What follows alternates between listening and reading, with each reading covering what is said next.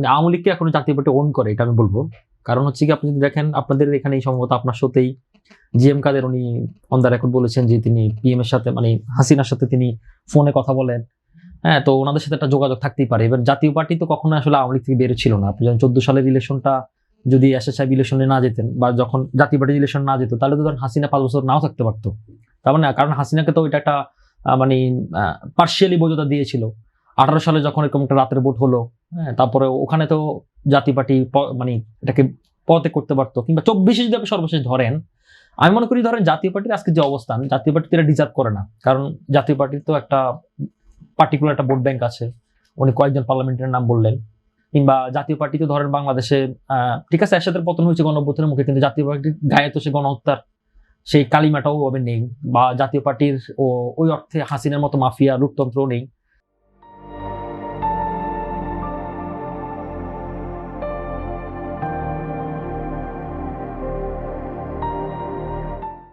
তো সেই জায়গা থেকে ধরেন জাতীয় পার্টি এই মানে আওয়ামী লীগ থেকে যে ছাড়তে পারছে না, এর কারণে আমার মনে করি যে ধরেন পাবলিকও হয়তো জাতীয় পার্টি থেকে মুখ ফিরিয়ে নিচ্ছে। এবং আপনি খেয়াল করেন 24 সালের পরে, মানে 24 সালের ইলেকশনের পর তো আসলে আর কিছু হয় না।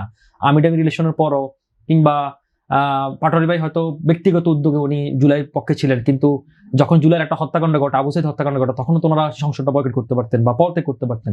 তো সেই ঐতিহাসিক দায়টা তো আসলে জাতীয় পার্টিকে মিটাতে হবে। আমার কাছে মনে হচ্ছে ধরেন জাতীয় পার্টি একটা আসন যে পায়নি, কিংবা জাতীয় পার্টি যে পার্লামেন্টে আসতে পারেনি, এটাও একটা ঐতিহাসিক দায়। কিংবা ধরেন ইনক্লুসিভের ক্ষেত্রে আপনি যদি বলেন, আমি আগের পার্টি বললাম যে সেটা হচ্ছে ধরেন মানে আপনার বা পার্টির একটা কথা বলছেন যে সরকার হয়তো 5 বছর নাও থাকতে পারেন। এখন দেখুন, বানর খুব ভালো গাছে লাফায়, কিন্তু বানরও তো গাছ থেকে পড়ে যেতে পারে, তাই না?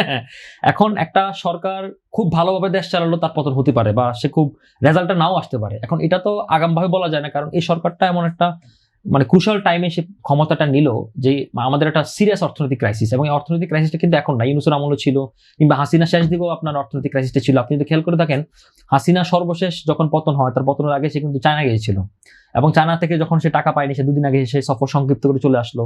তার আগে থেকে তার IMF এর লোনের জন্য তার হম্বিদম্বি আমরা দেখেছিলাম।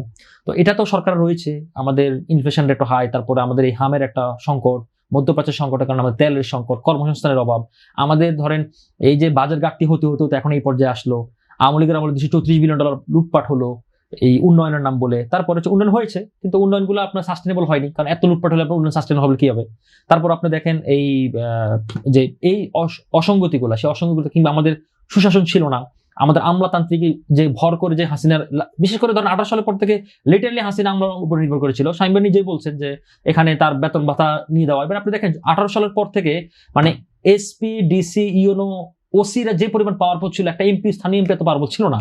তো সে জায়গা থেকে আপনার রাজনীতিকে যদি রাজনীতির জায়গায় না রাখেন, তো সে জায়গা থেকে আপনার এই সাময়িক টেম্পোরারি জিনিসটা আপনাকে সাপোর্ট দিবে না।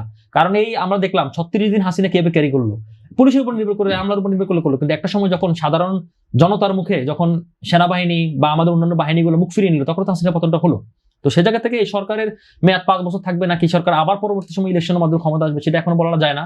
কিন্তু সরকার যদি জনগণের চাহিদা ফিল আপ করতে পারে, ডিমান্ড ফিল আপ করতে পারে, এবং জনগণের সমস্যাগুলো অ্যাড্রেস করতে পারে, তাহলে আমি মনে করি জনগণের সমর্থন নিয়ে তো সরকার ক্ষমতা আসছে, সরকার সেভাবেই আলোকপাত করছে। তো এটাকে নিয়ে আমি খুব সিরিয়াস কনসার্ন দেখি আর কি।